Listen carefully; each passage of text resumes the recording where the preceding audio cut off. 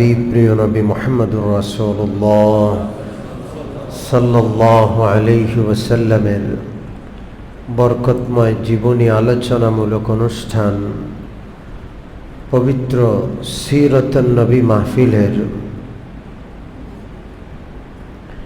আজকের এই পর্যায়ে আমরা আলোচনা করব আল্লাহর হাবিব সাল্লাল্লাহু আলাইহি ওয়াসাল্লামকে দ্বিতীয় ওহীর মাধ্যমে আল্লাহ রাব্বুল আলামিন নির্দেশ দিয়েছেন, কুম ফাআনজির, হে নবীজি আপনি উঠুন এবং মানুষকে আল্লাহর ভয় দেখান, অর্থাৎ মানুষকে ঈমানের দাওয়াত দিন। আল্লাহর হাবিব সাল্লাল্লাহু আলাইহি ওয়াসাল্লাম সর্বপ্রথম এই নির্দেশনা পালন শুরু করলেন নিজের ঘর দিয়ে। তিনি সর্বপ্রথম তার প্রিয়তমা স্ত্রীকে দ্বীনের দাওয়াত দিলেন। আম্মা জান খাদিজাতুল কুবরা রাদিয়াল্লাহু আনহা ইসলাম গ্রহণ করলেন। এরপর তিনি দাওয়াত দিলেন তার কৃতদাস হযরত যায়েদ ইবনে হারেসা রাদিয়াল্লাহু আনহুকে, তিনিও দাওয়াত গ্রহণ করলেন। হযরত আলী রাদিয়াল্লাহু তাআলা আনহু দাওয়াত গ্রহণ করলেন। হযরত আলীর বয়স তখন 9 কি 10 বৎসর। ঘরের মানুষগুলো মুসলমান হওয়ার পর আল্লাহর হাবিব সাল্লাল্লাহু আলাইহি ওয়াসাল্লাম তার সবচাইতে কাছের বন্ধু হযরত আবু বকর সিদ্দিক রাদিয়াল্লাহু তাআলা আনহুকে তিনি দাওয়াত দিলেন। আবু বকর সিদ্দিক রাদিয়াল্লাহু আনহু নবুয়তের আগেও রাসূলুল্লাহর বন্ধু, নবুয়তের পরেও বন্ধু, এবং আল্লাহর রসুলের জীবদ্দশার বন্ধু, আল্লাহর রসুলের গারে হেরার বন্ধু, গারে সৌরের বন্ধু, এবং মৃত্যুর পরেও আল্লাহর রসুলের কবরের পাশে তার বন্ধুর কবর রয়েছে। হাসরের ময়দানেও তারা একসাথে উঠবেন, জান্নাতেও তারা একসাথে থাকবেন ইনশাআল্লাহ। তিনি তার সবচাইতে নিকটতম বন্ধু হযরত আবু বকরকে দাওয়াত দিলেন। আবু বকরের সাথে তার ভালোবাসা কত বেশি ছিল। হযরত আবু বকরের জীবনীতে রাসূলুল্লাহর সাথে তার আত্মার সম্পর্ক কতটা ছিল এটার বর্ণনা পাওয়া যায়, যে রাসূলুল্লাহ অসুস্থ হলে আবু বকর অসুস্থ হয়ে পড়তেন, রাসূলুল্লাহ সুস্থ হলে আবু বকর সুস্থ হয়ে যেতেন। আত্মার এত গভীর সম্পর্ক ছিল। একবার আল্লাহর রসুল অসুস্থ হয়েছেন এই সংবাদ পেয়ে আবু বকর রাদিয়াল্লাহু তাআলা আনহু খুব দৌড়ে তার ঘরে গেলেন। নবীজিকে অসুস্থ অবস্থায় দেখে আবু বকর অসুস্থ হয়ে পড়লেন। নবীজির ঘর থেকে আবু বকরের ঘর পর্যন্ত আসার মতো সুস্থতা রইল না। আবু বকর রাদিয়াল্লাহু তাআলা আনহুর ঘরে তাকে ধরে আনা হলো অসুস্থ। আল্লাহর রাসূল যতদিন অসুস্থ আবু বকর ততদিন অসুস্থ। আল্লাহর রাসূল প্রথমে সুস্থ হলেন এবং আবু বকরকে দেখতে আসলেন। সুস্থ অবস্থায় প্রিয় নবী আবু বকরকে যখন দেখতে আসলেন, আবু বকর অসুস্থ শুয়ে আছে। রোগী আবু বকর যখন দেখলেন যে মুহাম্মদুর রাসূলুল্লাহ সুস্থ হয়ে তাকে দেখতে আসলেন, সাথে সাথে তিনি সুস্থ হয়ে গেলেন। দুজনের মধ্যে আত্মার এতটা গভীর সম্পর্ক ছিল। এই জন্য আল্লাহ রাসূল সাল্লাল্লাহু আলাইহি ওয়াসাল্লাম তার ঘরওয়ালাদের দাওয়াত দেওয়ার পর সর্বপ্রথম হযরত সিদ্দিক আকবর আবু বকর রাদিয়াল্লাহু তাআলা আনহুকে দাওয়াত দিলেন। আবু বকরকে দাওয়াত দেওয়ার পরে অবস্থাটা এমন যেন আবু বকর সিদ্দিক সেই দাওয়াতের অপেক্ষায় অপেক্ষমান ছিলেন, যেন তিনি এটা আগে থেকে জানতেন, যেন তিনি অপেক্ষায় ছিলেন যে নবীজি কখন বলবেন আবু বকর তুমি ইসলাম গ্রহণ করো। রাসূলুল্লাহ বলতে দেরি, সাথে সাথে তিনি কালমা পড়ে শাহাদা পাঠ করে রাসূলুল্লাহকে সাক্ষী দিয়ে তিনি মুসলমান হয়ে গেলেন। এই জন্য কোন কবি একটি কবিতা লিখেছেন ফার্সিতে, চশমে আহমদ বর আবু বকরে জাদা, চশমে আহমদ বর আবু বকরে জাদা, ওয়াজিয়ে কে তসদীক সিদ্দীকা মোদা। আবু বকর রাদিয়াল্লাহু তাআলা আনহুর প্রতি রাসূলুল্লাহর এতটা সুনজর ছিল আর সুনজরের এত প্রভাব ছিল যে আবু বকরের সামনে ইসলাম মহাসত্য পেশ করতে দেরি, আল্লাহর রাসূল পেশ করার সাথে সাথে আবু বকর এই মহাসত্যকে গ্রহণ করার ক্ষেত্রে একটু দেরি হয় নাই, সাথে সাথে তিনি মহাসত্যকে গ্রহণ করলেন এবং কিয়ামতের পর্যন্তের জন্য তিনি সিদ্দীক হয়ে গেলেন। সিদ্দীক অর্থ যিনি মহাসত্যকে অবলীলায় গ্রহণ করে নেন, তাকে কি বলে? সিদ্দীক বলে। আল্লাহ রাসূল সাল্লাল্লাহু আলাইহি সাল্লাম এই জন্য বলতেন, আমি কারো কাছে কোনো জিনিস পেশ করলে, বিশেষ করে ইসলাম যতজনের কাছে পেশ করেছি সবাই চিন্তা করেছে গ্রহণ করবে কি করবে না, বিষয়টা গ্রহণ করা যায় কি যায় না, এই ব্যাপারে চিন্তা করেছে, ফিকির করেছে, এরপরে সিদ্ধান্ত নিয়েছে। কিন্তু একমাত্র আবু বকর, যিনি আমার দাওয়াতের পর কোনো চিন্তা ফিকির করার কোনো প্রয়োজন অনুধাবন করেননি, সাথে সাথে তিনি মুসলমান হলেন, সত্যকে মহাসত্যকে গ্রহণ করলেন। এই জন্য হযরত আবু বকরের নামের সাথে কি আছে? সিদ্দীক আছে। সত্যকে গ্রহণ করার ক্ষেত্রে, ইসলামের যে কোনো বিষয়কে গ্রহণ করার ক্ষেত্রে যে যত তাড়াতাড়ি গ্রহণ করে সে অত বড় সিদ্দীক। আজকাল মুসলমান ইসলামের বিধান বলার পরে যুক্তি চায়। কি চায়? অর্থাৎ এটা ইসলামের বিধান, আমি গ্রহণ করতে রাজি না যতক্ষণ না পর্যন্ত যুক্তির আলোকে না বুঝাইবা। আল্লাহর কথা গ্রহণ করতে মুসলমানের যুক্তি লাগবে?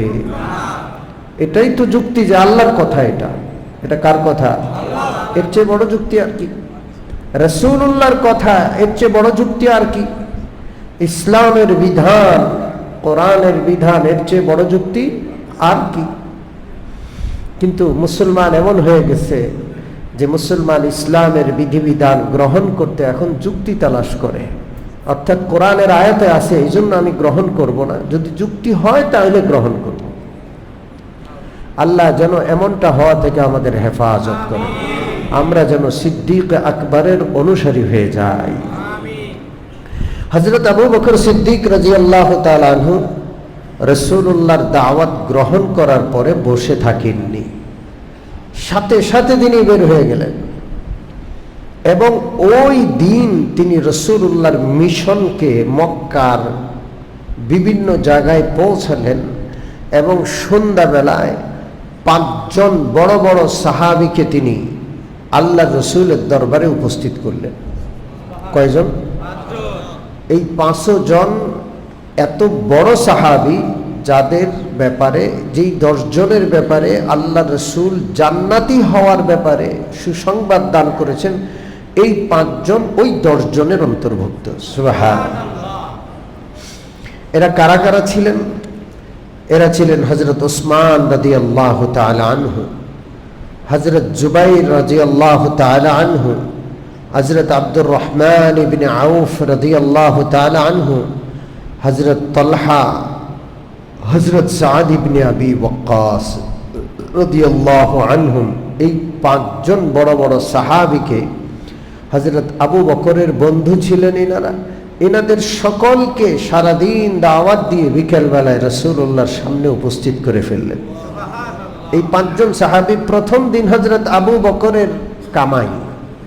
এই 5 জন, আজকে সকালেও আমি একটি হাদিস শোনাচ্ছিলাম, আদ-দাল্লু আলাল খায়রি কাফাইলিহি, যে ব্যক্তি কোনো সৎ কাজের দিকে কাউকে দাওয়াত দিল, তার দাওয়াতে সাড়া দিয়ে যারা এই সৎ কাজের উপর আমল করলো, সকলের সমপরিমাণ সওয়াব এই সৎ কাজে আহ্বানকারী ব্যক্তিকে কে দান করবেন? আল্লাহ।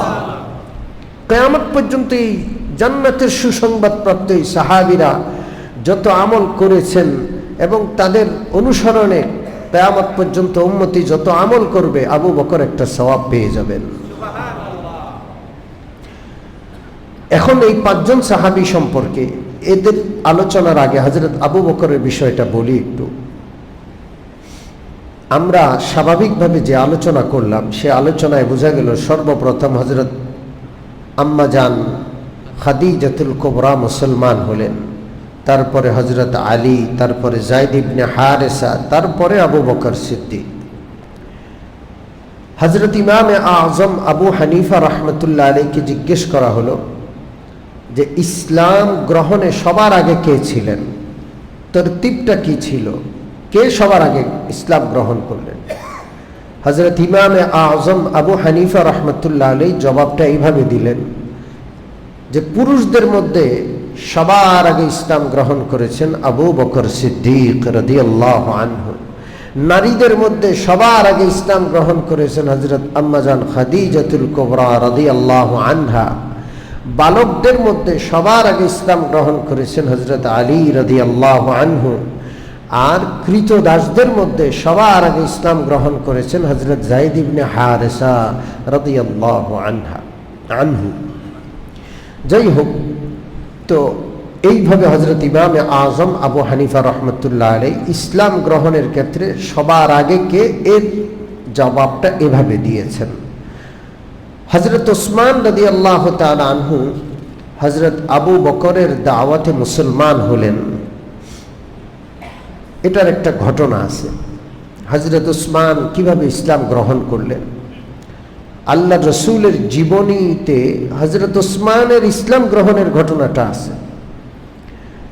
হযরত ওসমান রাদিয়াল্লাহু আনহু একদিন ঘরে আসলেন, তখনও তিনি মুসলমান হননি। তার ঘরে এসে দেখলেন তার খালা সুদা, নাম কি? সুদা। তার ঘরে তার খালা এসেছেন, ওসমানের অপেক্ষায় অপেক্ষমান। ওসমান ঘরে আসবে, খালারা ভাগ্নেদেরকে অনেক আদর করে। আমাদের দেশে এক সময় বলতো মার বোন খালা মার চেয়েও ভালা। আপনারা কি শুনেছেন? অনেক সময় বলতো এটা। তো অনেক সময় খালা ফুফুরা অনেক আদর করে। তো ওসমান রাদিয়াল্লাহু তাআলা আনহুর ঘরে তার খালা সুদা এসে বসে আছেন। ওসমান আসবে, খালা এই জন্য অপেক্ষা করছেন। হযরত ওসমান রাদিয়াল্লাহু আনহু যখন ব্যস্ততা সেরে ঘরে ঢুকলেন, তার খালা অনেক বড় কবি ছিলেন, অনেক বড় সেই যুগের গণক ছিলেন। তিনি অনেক কিছু অগ্রিম বলতে পারতেন। হযরত ওসমান যখন ঘরে আসলেন, তিনি কিছু কবিতা পড়লেন, বড় আজব কবিতা। আবিশির ওয়াহিয়িতা সালাসান ওয়া বিতরা সুম্মা সালাসান ওয়া সালাসান উখরা সুম্মা বিউখরা লিকাই তুতিম্মা আশরা লাকিতা খায়রান ওয়া বকিতা শাররা نكحت والله حصانا زهرا وأنت بكر ولقيت بكرا। আজব আজব কিছু কবিতা পড়লেন। এই আরবি কবিতাগুলোর মধ্যে তিনি কিছু অগ্রিম কথা বললেন। ওসমান, তোমার ভাগ্য বড় ভালো। তিনবার বলছি, শুনে নাও, তুমি বড় ভাগ্যবান, তুমি বড় ভাগ্যবান, তুমি বড় ভাগ্যবান। দুনিয়ার সকল অকল্যাণ থেকে তোমাকে বাঁচিয়ে আল্লাহ তোমার জন্য কল্যাণের ফয়সালা করবেন। কেন? খালা বলেন, কারণ হলো তোমার জন্য আল্লাহ তাআলা একটা পাত্রী ঠিক করে রাখছেন। সে পাত্রীটি কুমারী হবে আর তুমিও কুমার হবে। এই পাত্রীকে শাদী করতে পারা এটা তোমার জন্য বিশাল ভাগ্যের বিষয়। ওসমান সেই পাত্রী এমন হবে, রূপে, গুণে, বংশে, মর্যাদায়, আভিজাত্যে তার কোনো তুলনা হবে না। এবং এই পাত্রীর পরিচয় হলো আখিরি নবী একজন আসবেন, সেই পাত্রী হবে সে আখিরি নবীর কন্যা। তুমি সেই আখিরি নবীর কন্যার জামাতা হবে। আর আখিরি নবী আসার সময় খুব কাছাকাছি। এইভাবে কিছু আজব আজব কথা বলবেন। হযরত উসমান রাদিয়াল্লাহু তাআলা আনহু এই বিষয়গুলো শুনে আশ্চর্য হলেন। কার কাছে জিজ্ঞেস করবেন, খুঁজে পাচ্ছেন না। মনে চিন্তা করতে করতে হঠাৎ করে আসলো যে আমার বন্ধু আবু বকর বড় জ্ঞানী মানুষ, বিষয়টা তাকে জানানো যায়। হযরত উসমান সেই দিন হযরত আবু বকরের কাছে আসলেন। কোন দিন? যেই দিন হযরত মুহাম্মদুর রাসূলুল্লাহর হাতে আবু বকর মুসলমান হলেন। আর আবু বকর বের হয়েছেন কাকে দাওয়াত দেওয়া যায়।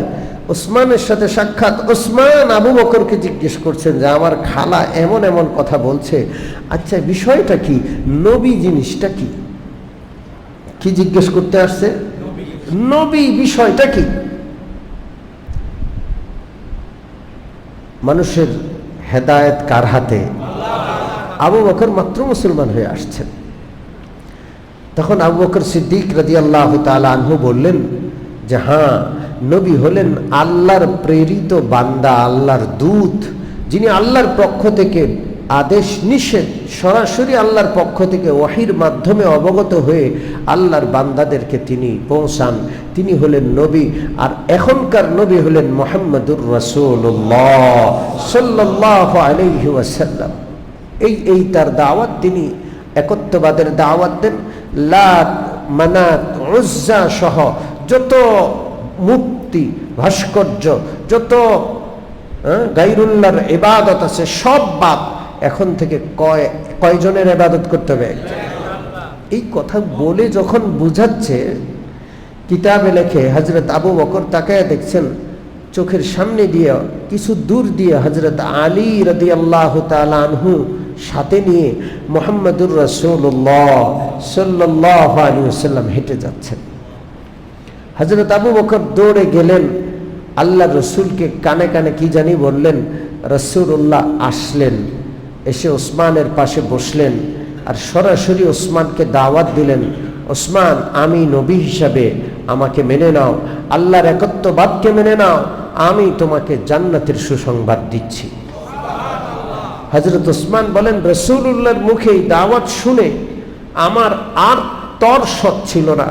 আমি চিৎকার করে জবাব দিয়ে দিলাম, আশহাদু আল্লা ইলাহা ইল্লাল্লাহু ওয়া আশহাদু আন্না মুহাম্মাদান আবদুহু ওয়া রাসূলুহু। হযরত ওসমান মুসলমান হয়ে গেলেন। হযরত আবু বকরের পরে কে মুসলমান হলেন? হযরত ওসমান। এরপরে মুসলমান হলেন হযরত তালহা, জান্নাতের সুসংবাদ প্রাপ্ত 10 জন সাহাবীর একজন। তার ঘটনাটা কি বড় আজব, সব আজকের দিনের সাথে সংশ্লিষ্ট। হযরত তালহা রাদিয়াল্লাহু তাআলা আনহু ছিলেন ব্যবসায়ী। তিনি সিরিয়ার বুসরা নগরীতে ব্যবসায়ের জন্য গেলেন। তিনি যখন কাফেলার সাথে বুসরা নগরীতে পৌঁছলেন, সেখানে একটা গির্জা, সেই গির্জায় এক পণ্ডিত থাকেন যিনি আসমানি কিতাবের পণ্ডিত, তাওরাত, ইনজিল, ওই সকল কিতাবের তিনি পণ্ডিত ছিলেন। কাফেলা পশ্চিম দিক থেকে আসছে, মক্কার দিক থেকে আসছে, আরবের দিক থেকে আসছে। এটা দেখে তিনি দৌড়ে গেলেন আর বললেন, তোমরা কি কোনো মক্কার কেউ আসো? হারাম শরীফে বসবাসকারী কেউ কি আসো? হযরত তালহা বললেন, আমি হারাম শরীফের বসবাসকারী। কি হয়েছে? বলে, তুমি কি নতুন কোনো সংবাদ শুনেছ? বলে যে কি নতুন সংবাদ, আমি তো সফরে, আমি কোনো সংবাদ শুনি না। বলে যে নতুন সংবাদ হলো এই যে মাস, এই যে বৎসর, এই বৎসরে এই মাসে মক্কার হারাম শরীফের এলাকায় আল্লাহর রাসূল সাল্লাল্লাহু আলাইহি সাল্লাম, যিনি মুহাম্মদ নামে তাকে মানুষ চিনবে, তিনি আল্লাহর আখিরি পয়গম্বর হিসাবে, আখিরি নবী হিসাবে নবুয়তের দাবি করার কথা রয়েছে। আল্লাহ বলে যে আমি তো চিনি না, আমি জানিও না। আমি তো তার সম্পর্কে কিছু জানি না। বলে যে তুমি খুব খবর নাও, তিনি গত মাসে এই মাসেই আবির্ভূত হওয়ার কথা, তার নাম মুহাম্মদ, তিনি আসমানি কিতাব পাঠ করবেন, মানুষজনকে আল্লাহর দিকে দাওয়াত দিবেন, মূর্তি পূজা থেকে মানুষকে বিমুখ করবেন, সৎ কাজের আদেশ অসৎ কাজের নিষেধ করবেন, এবং একটা সময় তিনি মক্কা ছেড়ে হিজরত করে খেজুর গাছের বাগান আছে এমন এলাকা নখলেস্তান, যেখানে খেজুর আর খেজুর, সেই বাগানময় এলাকায় তিনি হিজরত করে যাবেন। হযরত তালহা বলেন, আমি ব্যবসায়িক সফর স্থগিত রেখে সেখান থেকে ফিরে আসলাম। ঠিক ফিরে এসে চিন্তা করলাম কাকে বলা যায়, আমার বন্ধু আবু বকরের সাথে পরামর্শ করা যায়। এটা সেই দিন যেই দিন হযরত সিদ্দিক আকবর আবু বকর কি হয়েছেন, মুসলমান হয়েছেন। হযরত আবু বকরের সাথে পরামর্শ করলেন। আবু বকর হাত ধরে মুহাম্মদুর রাসূলুল্লাহর কাছে নিয়ে আসলেন। মুহাম্মদুর রাসূলুল্লাহ দাওয়াত দিলেন, সাথে সাথে হযরত তালহা রাদিয়াল্লাহু আনহু কালমা পড়ে মুসলমান হয়ে গেলেন। হযরত সাদ ইবনে আবি ওয়াক্কাস, আমরা এই পর্যন্ত হযরত আবু বকরের পরে কার নাম বললাম, ওসমান, এরপরে তালহা, এরপরে সাদ ইবনে আবি ওয়াক্কাস মুসলমান হলেন। সাদ ইবনে আবি ওয়াক্কাস নিজের ইসলাম গ্রহণের বর্ণনা করেন। তিনি বলেন, আমি লাগাতার 3 রাত একটা স্বপ্ন দেখছি, বড় পেরেশান। লাগাতার কয় রাত? 3 রাত। তিনি কি স্বপ্নে দেখলেন? সারা পৃথিবী অন্ধকারে ছেয়ে গেছে, কোথাও আলো নাই, কিচ্ছু দেখা যায় না, নিকষ কালো বিদ্ঘুটে অন্ধকার।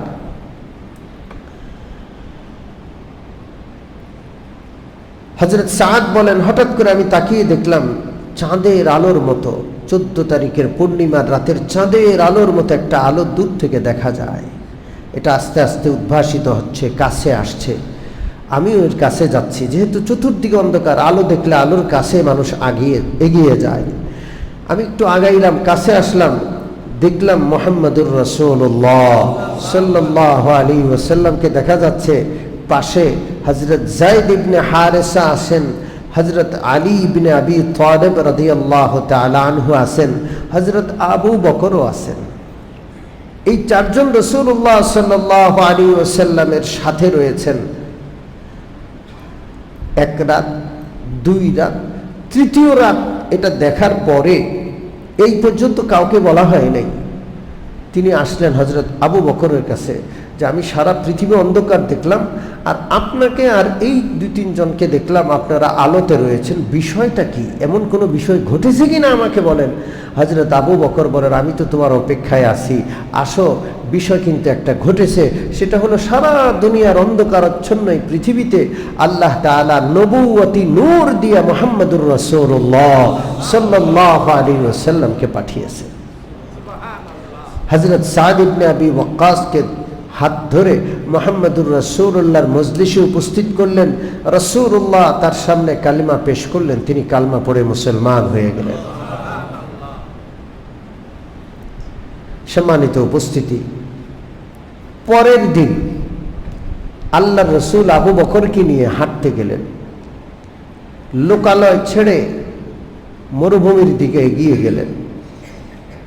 সেখানে গিয়ে দেখলেন একজন বালক, কম বয়সী বালক, বকরি চড়ায়, ভেড়া দুম্বা চড়ায়। জিজ্ঞেস করলেন, তোমার নাম কি? বলে, আমার নাম আব্দুল্লাহ। আল্লাহর রাসূল বললেন যে, তোমার কাছে কোনো দুধের বকরি আছে কিনা? আমাদের পিপাসা লাগছে, ক্ষুধা লাগছে, যদি দুধের বকরি থাকে আমরা একটু দুধ পান করব। ছেলেটা বড় বুদ্ধিমান, সে বলে, আমি তো আমানতদার, আমার মালিকের বকরিতে দুধ থাকলে আমি সেই দুধটা আপনাকে দিতে পারি না। আমি তো মালিকের পক্ষ থেকে পাহারাদার, আমি তো রাখাল, আমি মালিক না। আল্লাহর রাসূল সাল্লাল্লাহু আলাইহি সাল্লাম খুশি হলেন, হাসলেন, আবু বকরও হাসলেন।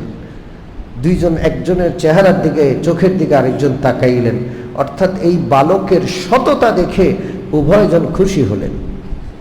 আমাদেরকে কেউ সৎ কথা, ভালো কথা বললে আমাদের মর্যাদায় ঘা লেগে যায়, এরকম আছে না নাই? জোরে বলেন। আমরা খুশি হতে পারি না, খুশি হতে পারি না, আমরা রাগ করে ফেলি। যে আমাকে নসিহত করার দরকার নাই, নামাজের কাতারে বসেও ধমক দে মিয়া, বেশি বুঝেন? বলি কি বলি না? বলেন, বলি। এরকম না হওয়া উচিত।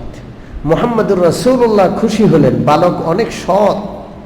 আবু বকর খুশি হলেন। আল্লাহ রসুল বললেন, আচ্ছা এমন কোন বকরি আছে কিনা যেই বকরিতে দুধ নাই, বাচ্চা হয় নাই? যদি সেখান থেকে দুধ আসে। বালক হেসে বলে, সেখান থেকে দুধ আসবে কিভাবে? যেই ছোট বাচ্চা বকরি, যার বাচ্চা নাই, পেটে বাচ্চা নাই, নিজে বাচ্চা,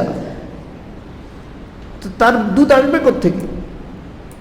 তো আল্লাহ রসুল বললেন, তুমি একটা বাচ্চা বকরি নিয়ে আসো।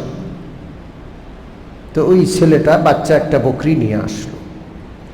আল্লাহ রসুল সাল্লাল্লাহু আলাইহি ওয়াসাল্লাম বিসমিল্লাহ বলে ডান হাত দিয়া ওই ছোট বকরি বাচ্চার স্তনের মধ্যে একটু নাড়া দিলেন। বিসমিল্লাহ বলে নাড়া দিতেই দুধে এমন ভরে গেল যেন তার স্তনটা মাটিতে লেগে যাচ্ছে। বালক তো থ হয়ে তাকিয়ে আছে যে কি ঘটছে এখানে।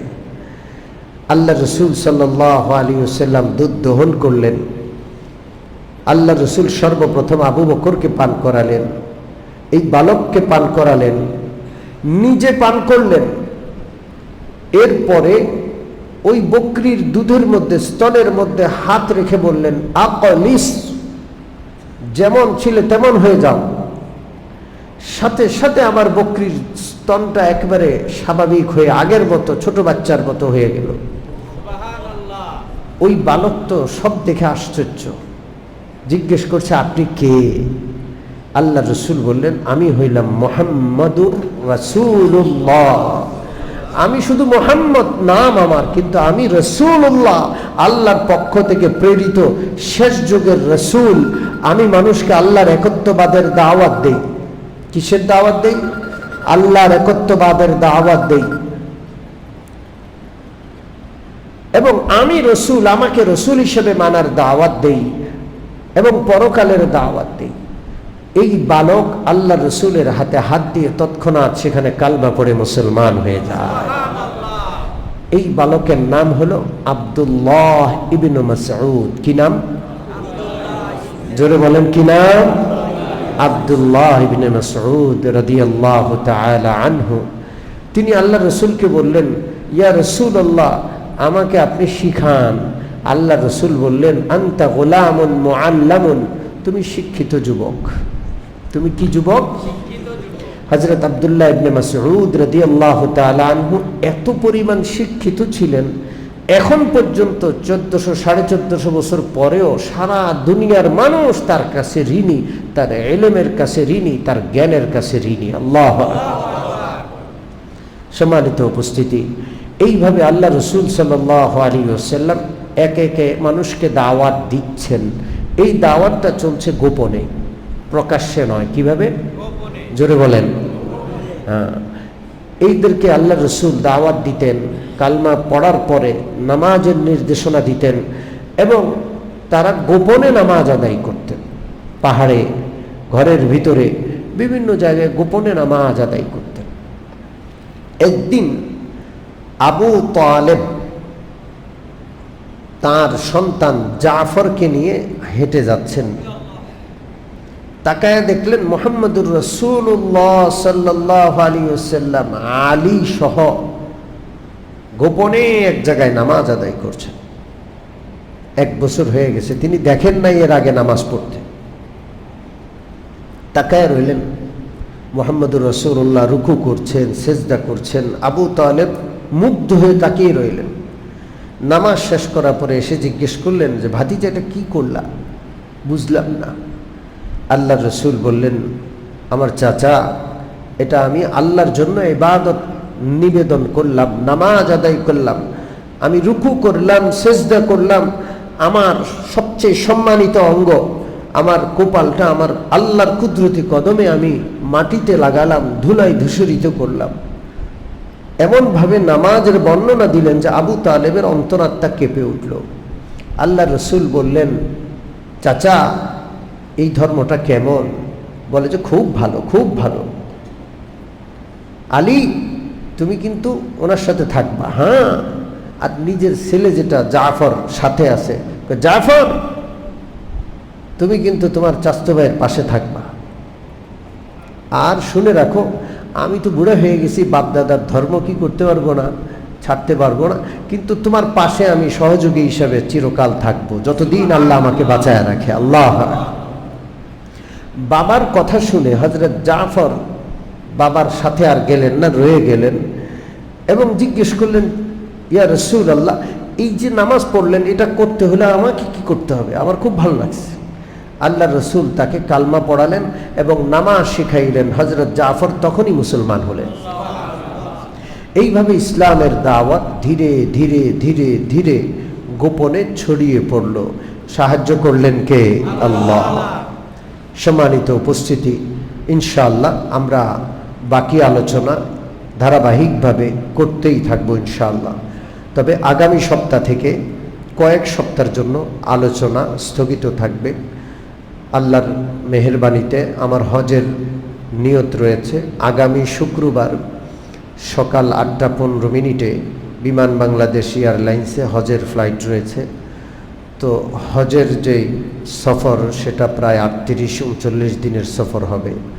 এই সফর চলাকালীন যে শনিবারগুলো থাকবে সেগুলোতে সিরাত মাহফিল করার সুযোগ নাই, সেই হিসাবে স্থগিত থাকবে। আল্লাহ যদি আবার ফিরিয়ে আনেন সুস্থ অবস্থায়, আপনাদের কাছে ফিরে আসি হজের সফরের পরে ইনশাআল্লাহ আবার সিরাত মাহফিল হবে। সেই পর্যন্ত আল্লাহ আমাদের সকলকে সুস্থ রাখেন, আল্লাহ আমাদেরকে ভালো রাখেন। আর আপনাদের কাছে, সকলের কাছে হজ্জে মবরুরের জন্য দোয়া চাই। আল্লাহ যেন সফরকে সহজ করে দেন, আল্লাহ যেন এই সফরে যে হজ হবে সেটাকে আল্লাহ কবুল করে নেন। আলহামদুলিল্লাহ রাব্বিল আলামিন।